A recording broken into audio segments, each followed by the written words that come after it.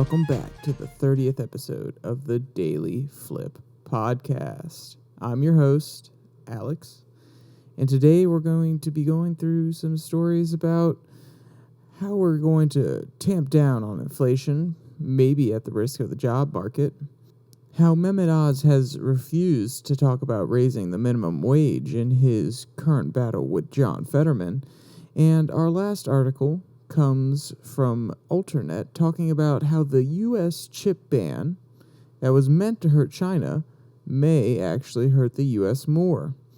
And of course, we will end today with our Daily Delight, a story meant to leave you feeling positive and ready to take on the day. Now, that's enough rambling from me. Let's get into our daily debate. So, as always, I'll pose a question to you. Is it time to raise the minimum wage? I mean, some economists have argued the wage increases are a factor in this rising inflation cycle, while others argue that wages are actually trailing it. They're trying to catch up with the rising inflation. But no matter which is true, the cost of living is up across the board, and that raises the question, is it time for the government to step in, or should we let the market do its thing? And whatever you have opinion-wise, throw it down in the comments. I'd love to hear what you have to say. Maybe I'll respond to one or two. The Wall Street Journal is our first article. The headline reads, "The Fed's Problem with the Job Market." So recently there has been a large amount of discussion over whether the unemployment rate and wage growth has been contributing to current inflation. And what it really comes down to at the end of the day is, are the people that are working getting higher wages? And therefore, when they're getting these higher wages, they have more money to spend, and that injects more money into the economy. And prices of goods go up because now that people are getting more money at their jobs, they can afford to spend a little bit more at the grocery store. And then those companies, they say, oh, more people are buying our products. They're willing to pay our higher prices even during this inflationary time. Well, I guess we can make the packaging a little smaller and charge the same, or we could, just charge a little bit more. These companies are constantly asking themselves, how can we get more money out of the customer? And like I said, when the wages go up and they have more money to spend, it makes it that much easier to justify raising prices.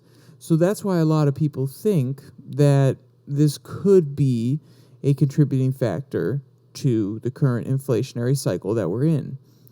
But it's not that simple, and a lot of economists are divided on this one, because when looking at some of the past data, wage increases are not going up higher than inflation.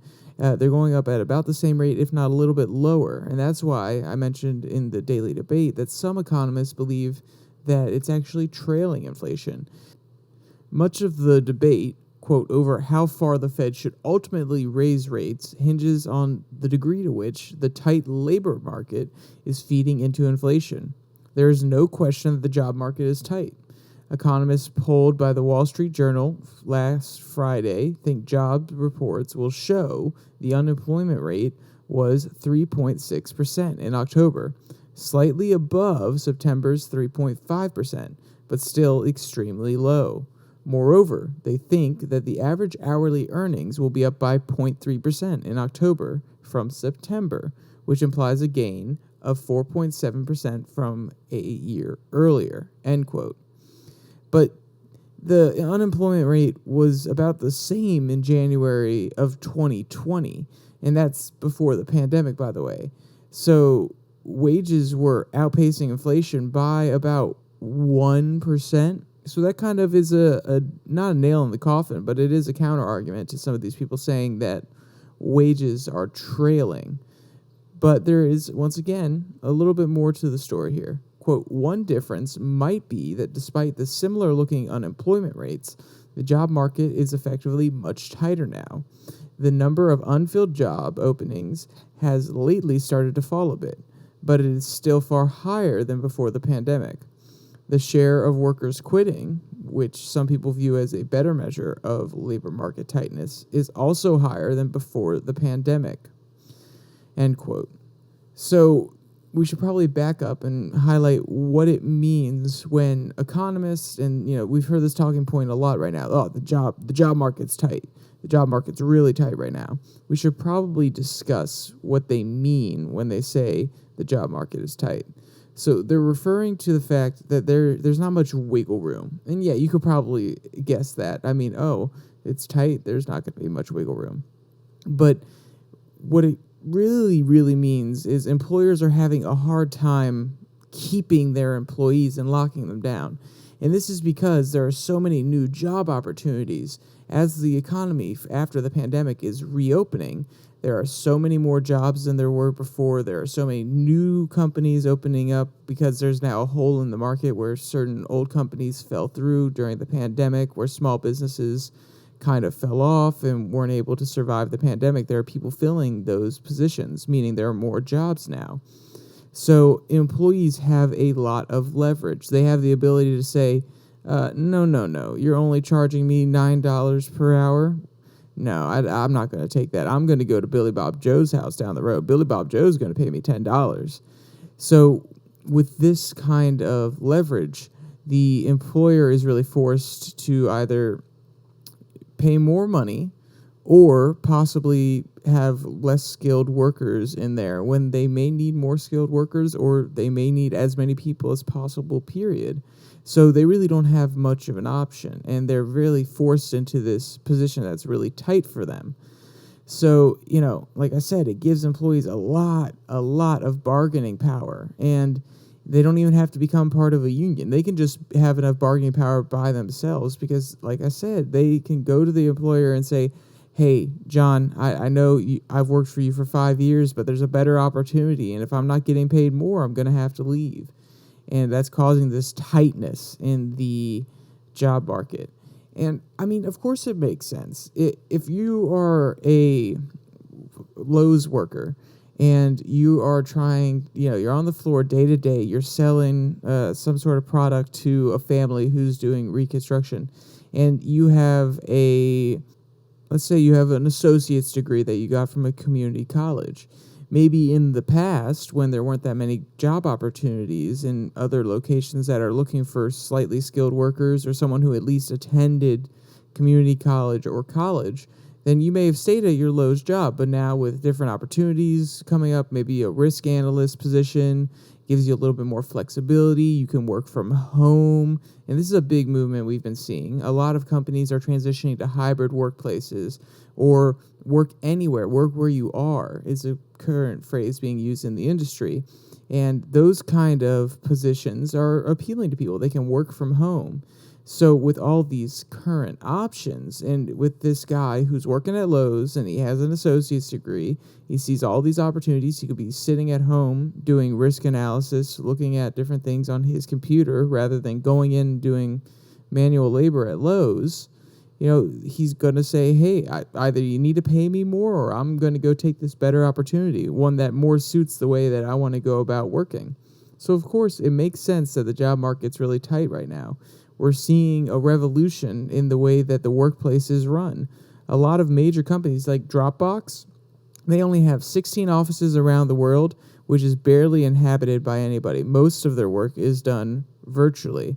And some other offices are doing a 3 to 4 day work week, and then you can have 2 or 1 days at home. So there's a lot of flexibility in the way that we go about working nowadays, and that is also making it harder for employers to lock down employees, because if they're working for a company that is saying, no, you have to be in the office every single day, and these employees are saying, well, I don't want to be. I'm going to go work somewhere else that has a more flexible plan. It leads to job tightness. Employers are willing to do a lot right now. They're willing to pay more. They're willing to adjust how they go about business in order to keep these employees from leaving.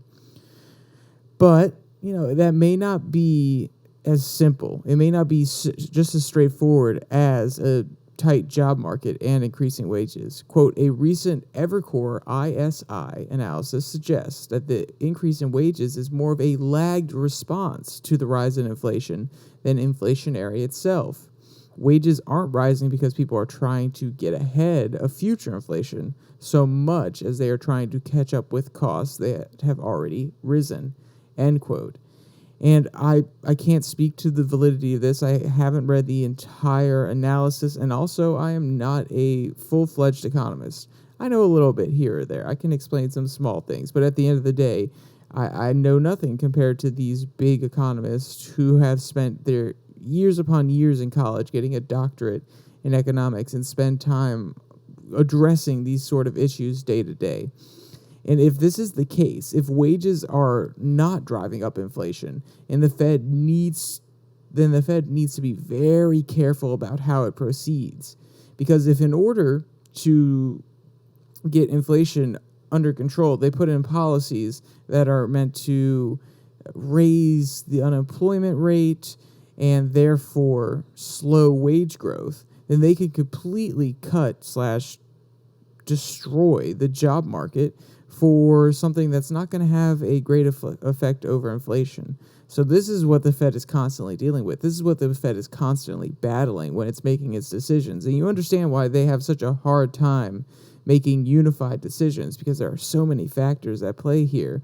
And at the end of the day, if they cut the job market before they know that it is 100% a contributor to inflation, then they are going to get so much political crud for it.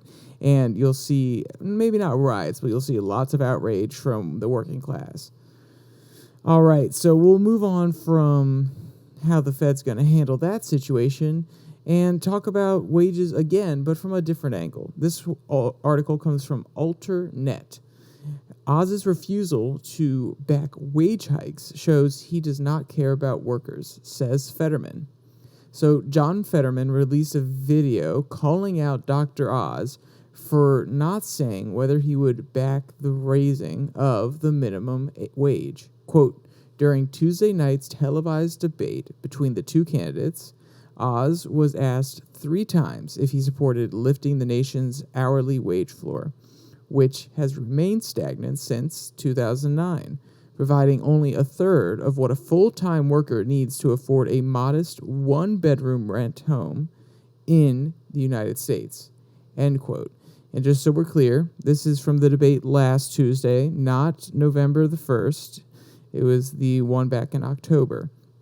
And this is a really key issue to a lot of voters, especially in Pennsylvania. This article highlights that a lot of people in Pennsylvania are really falling underneath that line and could be benefited from a minimum wage increase.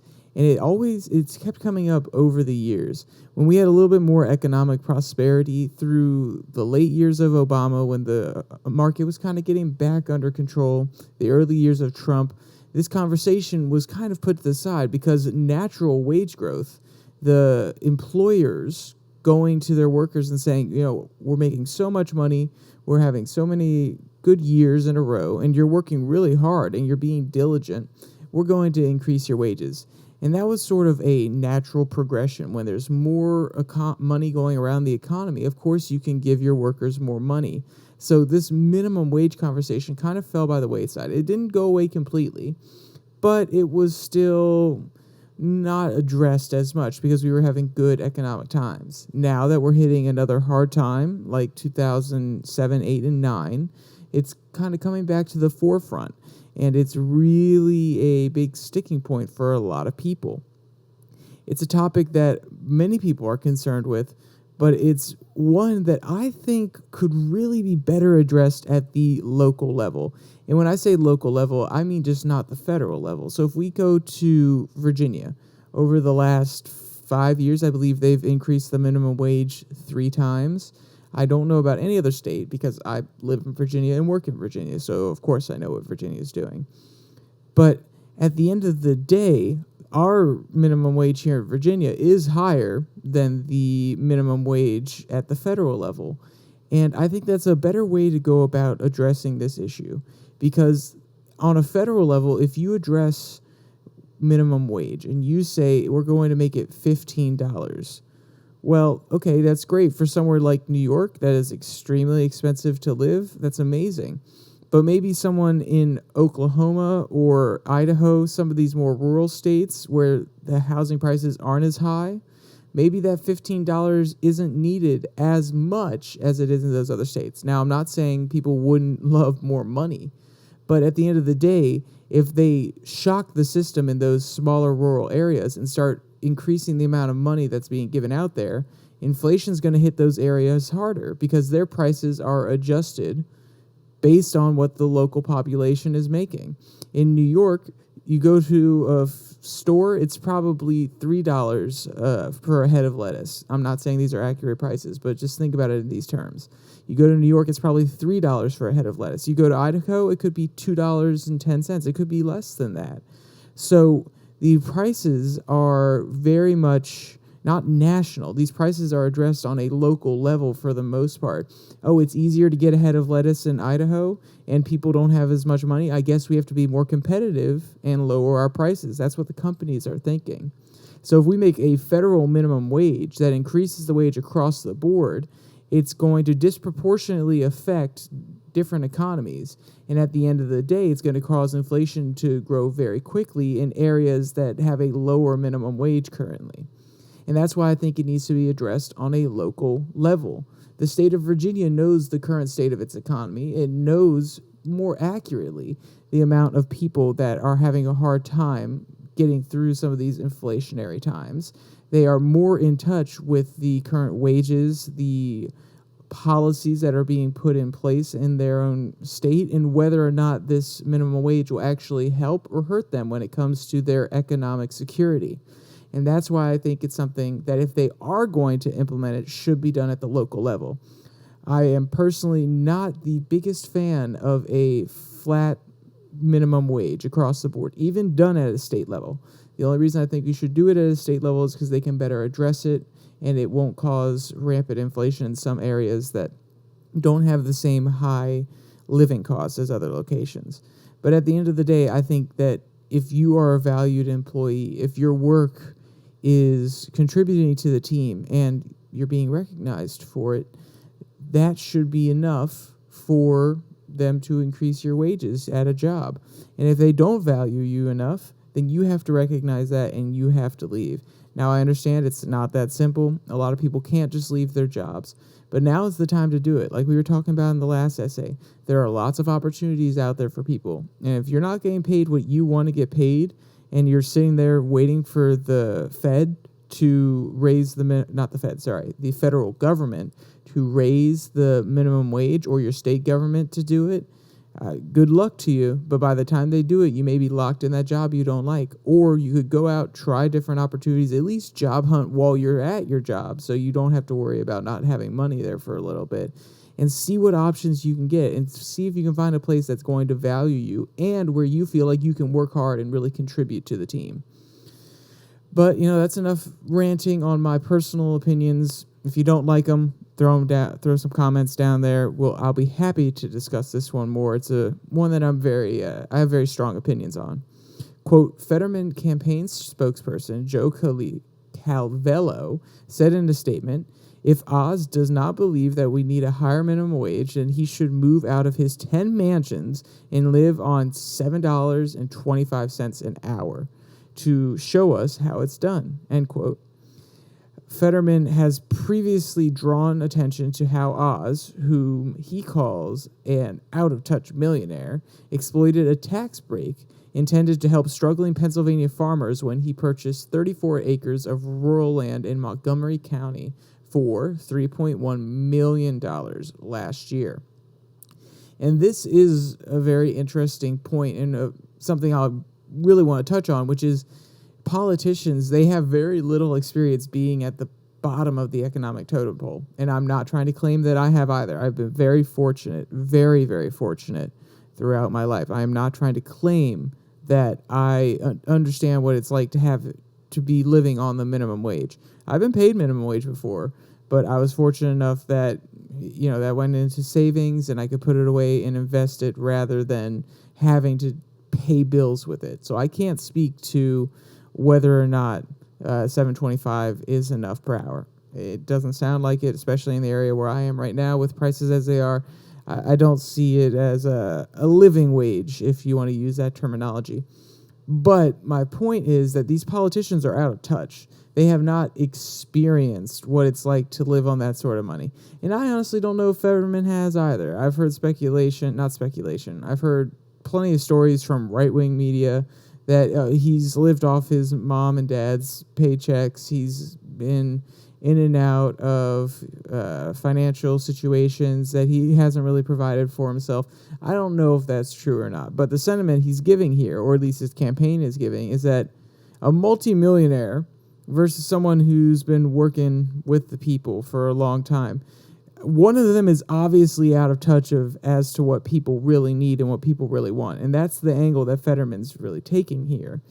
And I have to agree that these politicians who are so out of touch that, have these either big financial jobs or benefits outside of Congress, before Congress, and then come in and get paid not necessarily the most, they're public servants, but they get paid a good amount. And they live in Washington. Their housing is subsidized for the most part. They live in this bubble, and they don't necessarily understand what's happening around the rest of the country or even in their state. So though I do agree that Mr. Oz, Dr. Oz, may be a little bit out of touch, as Fetterman's saying, I can't have the same position like Fetterman. Quote, Fetterman is unequivocally a supporter of congressional legislation to increase the federal minimum wage to $15 per hour, end quote. And if you think a $15 minimum wage is going to help the current inflation in the United States, then we have to have a conversation, because I don't see it happening. Even if wages are not the leading cause, like we addressed in the first article, having such a drastic jump to $15 per hour, it's going to cause the prices for commodities and goods to go up so fast. So I think for right now, we do not need a $15 minimum wage. I don't agree with Fetterman. I also don't agree with Oz. Wow, can you imagine that? Look at that. I know you come here for my really far out there political opinions on the left and the right, and I know that you are so utterly surprised that I just sat in the middle on this one. As a great podcast host or news reporter said, I am a milquetoast fence sitter. All right, let's get into our last article, again from Ultranet. Is the U.S. chip ban on China a declaration of war in the computer age? So if you didn't pay attention, and I did another podcast talking about this, which was one of my favorite thumbnails, but that's besides the point. Let's get in here. So Joe Biden recently banned U.S. components and chips and any product that is concerned with U.S. chip technology from being sold to a list of Chinese companies. And this does not just include U.S. companies selling these products, but any company that uses this chip technology outside the United States can also not sell those pieces of chips, the components, anything to certain Chinese companies. And this is in order to really cripple the growing semiconductor industry in China. And I think it's really interesting here that the author immediately points out the contrast in positions that the U.S. has been taking over the last few years. Quote, from slogans of globalization and free trade in the neoliberal 1990s, Washington has reverted to good old technology denial regime that the U.S. and its allies followed during the Cold War. While it might work in the short run in slowing down the Chinese advances, the cost to the U.S. semiconductor industry of losing China, its biggest market, will have significant consequences in the long run, end quote. And also, by not selling these chips to China, we are really forcing their hand to develop their own chips and own semiconductor tech much faster. Now, many people would argue that they rely on outside imports and other countries' technologies and the chips coming in to really develop their technology, because a lot of accusations of intellectual property theft and Chinese companies just ripping off the technology from the U.S. But at the end of the day, they're still going to have people developing this technology. They still have an extremely smart population who, even if they're not ripping off the most recent technology, have old chips. They can rip those off and then from there use them to help develop new chips. So by cutting them off and saying, oh, no, we're not selling to you anymore, we're not going to give you any of those key components, we're actually forcing them to accelerate because they're already trying to up their production. They're already trying to pour millions of dollars into R&D. We're just forcing them to do it faster, and we're forcing them to rise faster, which is interesting. That will bring up here the Thucydides trap, but the U.S. is really falling into it here in order to discourage China from rising and challenging the U.S. hegemonic power, which you could argue is no longer a hegemonic power. But in that thought process and trying to prevent it, they may actually be ensuring their downfall, or at least a quote-unquote computer age war to come. So, the author also highlights that this will not just hurt the U.S. and China, but also the U.S.'s allies. Quote, the problem for the United States, more so for Taiwan and South Korea, is that China is their biggest trading partner. Imposing such sanctions on equipment and chips also means destroying a good part of their market with no prospect of immediate replacement. This is not only true for China's East Asian neighbors, but also for the equipment manufacturers like the Dutch company ASML, the world's only supplier of extreme ultraviolet lithography machines. Goodness, I'm sorry about that. That produces the latest chips. For Taiwan and South Korea, China is not only the biggest export destination for their semiconductor industry, as well as other industries, but also one of their biggest suppliers for a range of products. The forcible separation of China's supply chain in the semiconductor industry is likely to be accomplished by separating in other sectors as well. End quote.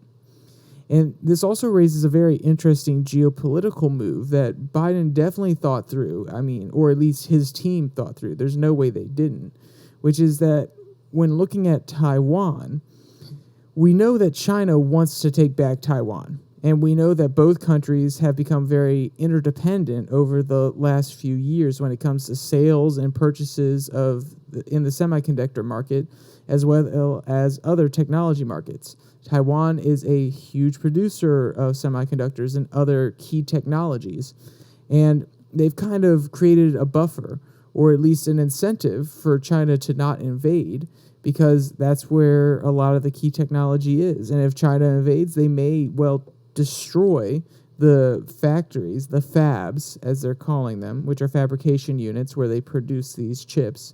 They might actually destroy the fabs as the Chinese government starts to take over land in Taiwan to ensure that the Chinese do not get access to that technology. So they've created, and I believe they call it the silicone wall or the silicone dome, they've created a safety net.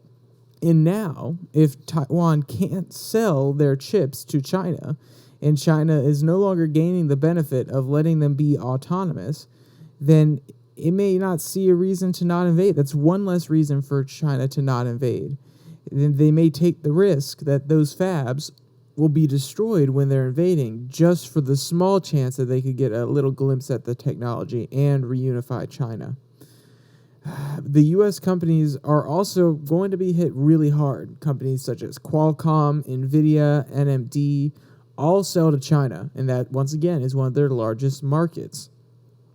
Though it will not be recovering all of the losses, the U.S. government has invested, or says they're going to invest, $57 billion in the coming years into the chip sector in the United States.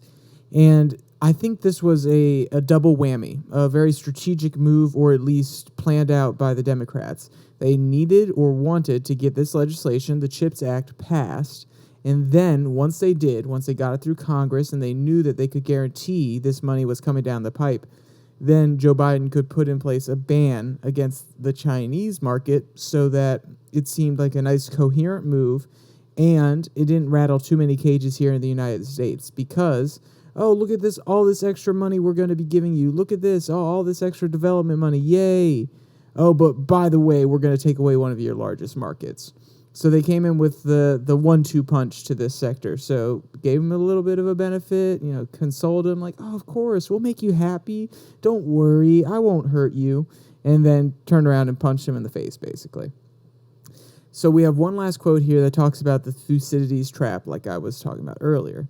So why has the United States started a chip war against China at a time that its ability to win such a war is limited?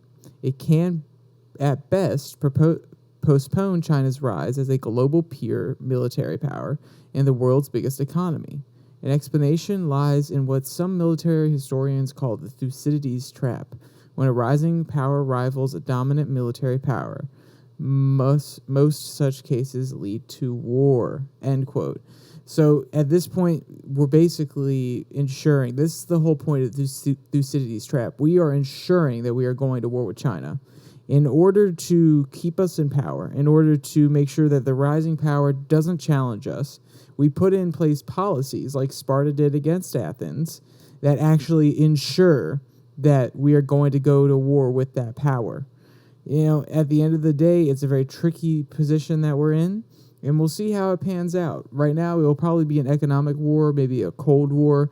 I don't see a hot war happening until China decides to invade Taiwan. And even then, I don't know if the U.S. is willing to directly get involved. Remember, China is a nuclear power, and with the amount of bluffing or conversation around Putin using nukes, I think that Xi Jinping would be willing to make those same sort of threats. And we saw how our administration has responded to Putin's threats. So what makes you think it's going to be any different when Xi Jinping says the same thing as he's invading Taiwan? But that's enough negative stuff. Let's get into our daily delight. This one comes from India Today. Videos of elephant trying to peek into man's phone is too cute to handle. So have you ever had a friend or a family member look over your shoulder to see what you're doing on your phone? Well, imagine a 3-ton elephant doing that to you. Quote, in a clip that has gone viral online, an elephant tried to peek into the phone of a man while he was scrolling through it. Yes, you read that right, and no points in guessing that it's too cute to handle, end quote. So, I guess kids aren't the only one really interested in this whole TikTok thing. I don't get it, but apparently it's really popular. Quote, a man can be seen scrolling through his phone outside Tamil Nadu's Kambakum's Kumbhiswar temple. I am so sorry if I mispronounced that. His elephant was standing behind him and is trying to peek into his phone. The jumbo tries his best and can later be seen sneaking a peek. End quote. So if you want to see any of these cute videos or if you want to read any of today's articles, there will be a link in the description below that like and subscribe button. Also down there is my Twitter handle @DailyFlip. Easy, convenient daily news or notifications, retweets, sassy comments, so on and so forth. All right, with all that said, there's only one more thing to say. Stay safe, don't die.